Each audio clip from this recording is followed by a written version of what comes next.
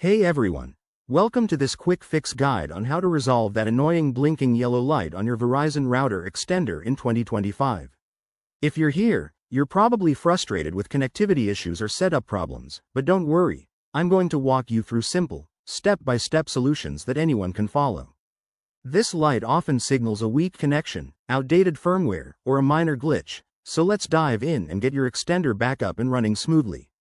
First things first. Start with the basics. Check all your physical connections. Make sure the power cord is securely plugged into the extender and your outlet, and double-check any Ethernet cables connecting it to your router. A loose cable is a common culprit and can be fixed in seconds.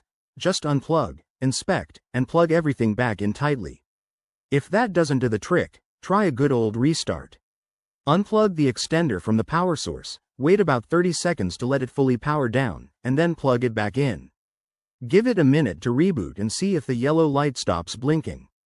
This simple reset often clears temporary software hiccups. Still seeing that yellow light? It's time to update the firmware. Open a web browser on a device connected to your network. Go to the Verizon admin page by typing in the extender's IP address, usually something like 192.168.1.1, and log in with your credentials. Look for a firmware update section, download and install any available updates, then restart the device. Keeping your firmware current is key to avoiding these issues. If the problem persists, you might need to perform a factory reset. Locate the reset button on your extender.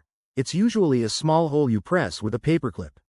Hold it down for about 10 seconds until the lights flash, then release. Note that this will erase all custom settings, so you'll have to reconfigure it afterward. Only do this as a last resort. Finally, if none of these steps work, reach out to Verizon support. They can provide personalized troubleshooting based on your setup. Remember, regular maintenance like checking for updates can prevent future headaches.